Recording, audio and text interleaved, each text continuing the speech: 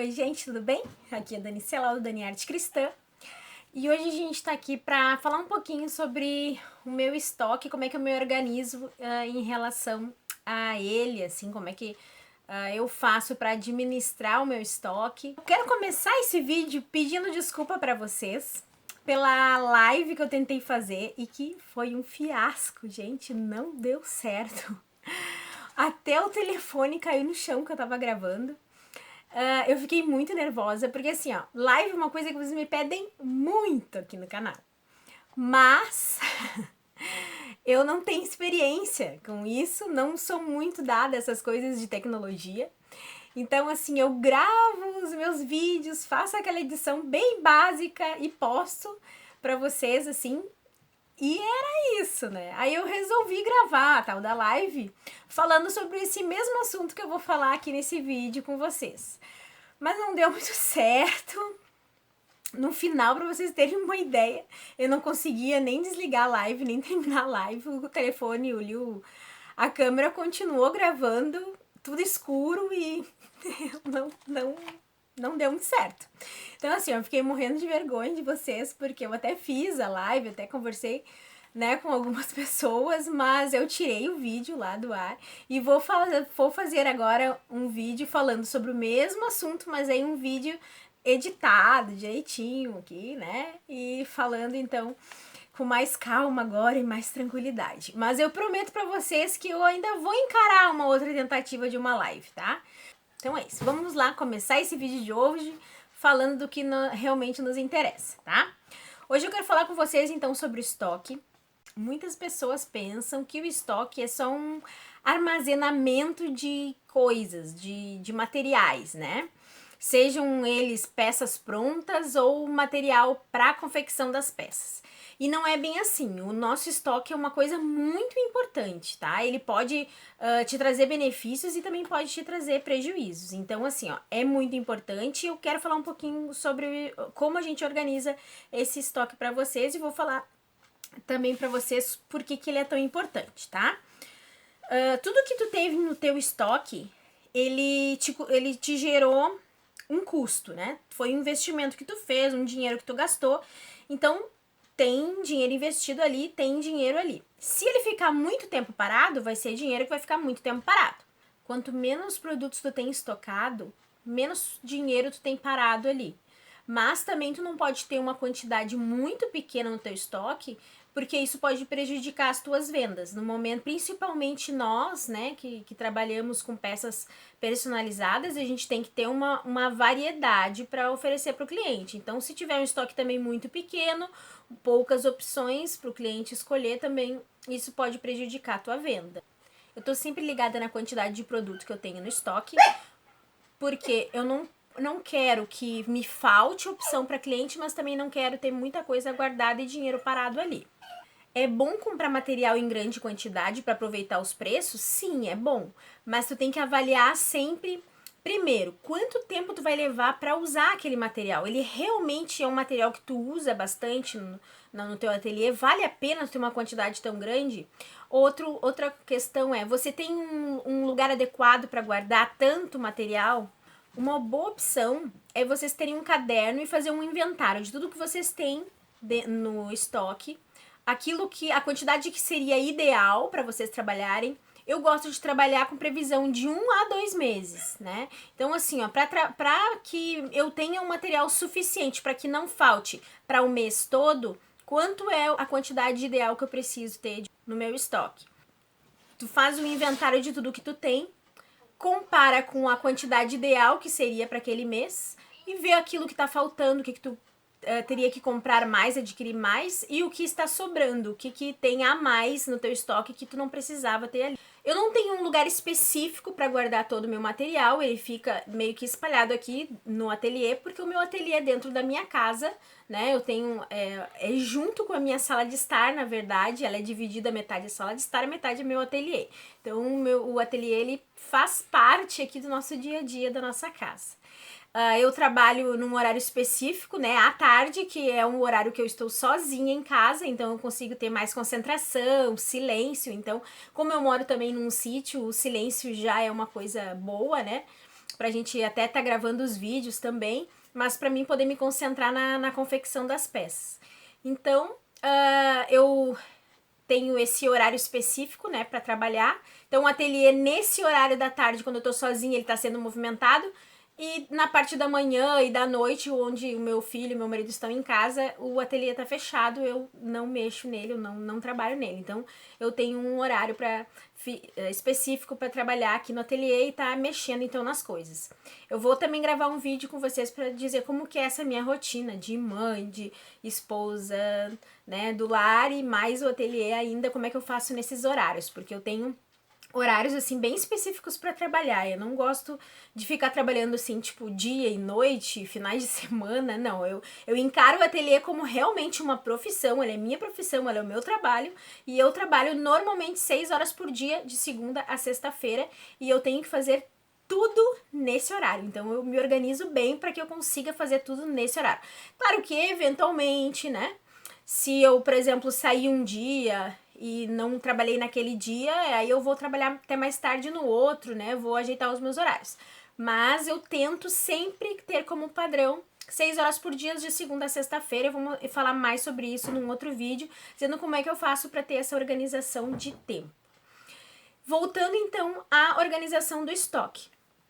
O que eu compro em grande quantidade para aproveitar o valor, seria manta, que eu compro 20 metros, né, um rolo fechado. Se vocês me acompanham aqui no canal, vocês sabem que eu gosto de usar um tipo só de manta acrílica, que é não resinada de gramatura 150. Eu uso ela para tudo. Se eu for fazer uma capa para cadeirinha, por exemplo, eu vou usar ela no formato original dela. Ela é bem fofinha, ela é bem espessa, e ela dá perfeita, então, para fazer as capas de cadeirinha, de assento de elevação, essas coisas todas. Se eu quero fazer uma peça, tipo, uma capa para caderneta de vacina, que eu preciso que ela seja bem compacta, ou que eu quero fazer um pet appliqué, que eu quero fazer um quilt, né? Eu preciso dela mais compacta e mais firme. O que eu faço? Eu passo ela com ferro bem quente, ela vai dar uma achatadinha, vai ficar bem compacta, bem firme, e inclusive vai dar uma grudadinha no tecido, mesmo sendo não resinada, tá? Então essa manta pra mim, eu uso ela em tudo. Eu só uso essa manta, eu não uso R1, R2, nada disso, porque ela é muito mais cara e eu não vejo diferença na produção das peças.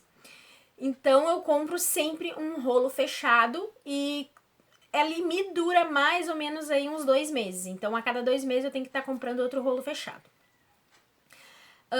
Outra coisa que eu uso bastante também é fibra siliconada, então essa eu também compro de 20 a 30 quilos, porque se eu comprar uma unidade me sai uns 23 reais. Hoje, se eu comprar acima de 20 quilos, eu consigo aí até 18, 19 reais. Então, no total, somando tudo, vai dar uma diferença boa. Então, eu prefiro comprar também, e é mais ou menos isso que me dura aí uns 2 meses. Então, porque a fibra a gente usa, se tu for fazer uma almofada de alimentação, por exemplo, a minha, que é uma almofada grande, ela vai aí 1,5 kg de fibra. Se for fazer uma poltroninha para bebê, a minha peça também é bem grande, vai uns 2 kg de fibra. Então, essas peças são as que mais eu vendo, né? Que são os produtos para bebê, então é o que mais vendo, então eu preciso ter realmente bastante para não deixar faltar. Vamos falar um pouquinho de tecido agora. Como que eu faço? Porque vocês me perguntam muito, como que eu faço para ter um estoque bom, que eu possa ter opções para dar para cliente, né? Mas que também não seja um estoque muito atulhado de coisa e sem muito gasto. Bom, eu faço assim, gente, ó. Eu trabalho com 4 pilhas de tecido, que são as principais, tá? Nessas pilhas de tecido, eu tenho tecidos que quando vem da loja, quando eu compro, eles têm no mínimo 3 metros, tá? Eu compro com 3 metros.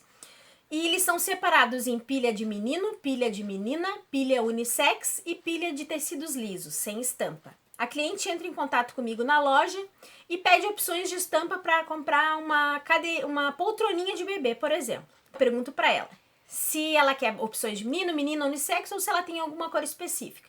Ela me diz, eu quero para menina. Eu vou lá na pilha de menina, tiro foto, ou se eu já tenho as fotos, mando para ela as fotos das opções que eu tenho ali naquele momento. Normalmente eu tenho de 10 a 15 opções de estampas para cada estilo. De 10 a 15 para menino, de 10 a 15 para menina, de 10 a 15 para unissex. Mando as estampas para ela escolhe, eu confecciono a peça com aquela estampa. Se o que sobrou daquele tecido for maior do que 1 metro, ele volta para essa mesma pilha de tecidos grandes para confecção de peças grandes. Se o que sobrou de resto desse tecido for menor que 1 metro, vai para as pilhas de tecido menores, que é para a confecção de peças menores. Então é assim que eu trabalho. Eu tenho as pilhas de tecido separadas nessas cores, menores de 1 metro para peças pequenas e as pilhas para maiores de 1 metro para peças maiores. E como o meu dia é muito corrido, eu tenho muitas coisas para fazer ao mesmo tempo, então eu não consigo ter esse tempo para ficar anotando tudo que eu tenho aqui. Tudo que sai, tudo entrando. Então, eu tenho um caderninho que eu anoto aquilo que eu preciso comprar. Por exemplo, eu vou dar ali as opções de estampa para cliente. E eu vejo que eu tô com 8 estampas só de opções. Para menina, por exemplo. Eu sei que eu preciso de mais opções, porque eu trabalho de 10 a 15 opções. Eu tenho que ter sempre no meu ateliê. Dos tecidos grandes, né? Dos pequenos a gente sempre tem muito, porque sempre vai sobrando, então as pilhas dos pequenos eu nem me preocupo. As pilhas para confecção de peças pequenas sempre tem bastante, né? Porque sempre vai sobrando e a gente vai colocando naquelas pilhas ali das confecções das peças pequenas. Mas essas de peças grandes a gente tem que estar repondo. Então, se as opções ali que eu tenho para cliente foi 8, 9 opções só, eu já sei que eu tenho que comprar mais. Então, eu coloco ali, comprar mais opções para menina. As compras aqui no ateliê acontecem sempre no início de cada mês. Então, eu me organizo para ter sempre material suficiente para aquele mês. Pelo menos para um mês. Chega no início do mês, na primeira semana, eu pego aquele caderninho onde tem as anotações, vou na loja e reponho tudo aquilo que eu acho que é necessário aqui pro ateliê. Eu costumo também ser uma pessoa muito objetiva. É claro que a gente, como artesão, a gente que trabalha com tecido, a gente vai numa loja que vende tecido, a gente fica enlouquecida, quer comprar tudo. Mas eu sempre vou com esse foco de ser bem objetiva, de chegar lá e comprar só aquilo que eu realmente preciso, tá? Por quê? Porque às vezes tu acha um tecido lindo, maravilhoso, mas não tem nada a ver com aquilo que tu está trabalhando. Por exemplo, tá? O meu foco aqui no ateliê, assim, a grande maioria dos meus clientes compram peças para bebê. O carro forte do meu ateliê é venda de peças de enxoval de bebê. Então não adianta eu ter muitos tecidos com temas de cozinha, não adianta eu ter esse tipo de estampa em grande quantidade, porque não é o tipo de estampa que o meu cliente busca. Então, essas estampas eu até tenho, porque eu também vendo peças para cozinha, peças para decoração, vendo, mas é bem menos. Então, eu tenho uma quantidade muito menor desse tipo de tecido, tá? Por exemplo, se eu for agora mais pro final do ano numa loja de tecido, vai ter aquela inundação de tecido e de opções de peças e de material para confecção de peças de Natal. Mas mesmo no final do ano, a grande maioria de peças que eu vendo é para bebê. Eu vendo muito pouca coisa para Natal. Então, não adianta eu chegar numa loja, ficar enlouquecida, vendo aquele monte de coisa linda de Natal e querer comprar tudo para trazer no ateliê, pensando, eu vou fazer tal peça, eu vou fazer... A não ser que eu queira fazer para mim, porque para vender não é uma coisa que faz parte da minha loja, assim, que tem que tem uma vendagem fácil na minha loja. Não é, então eu não vou ficar comprando, nem me deslumbrando com aquele monte de coisa linda de Natal que tem lá. Eu vou sempre focada em comprar aquilo que eu preciso. Então as minhas estampas sempre vão ser em tons claros, em tons mais neutros, com estampas bem infantis, de bebê mesmo, porque esse é o meu público.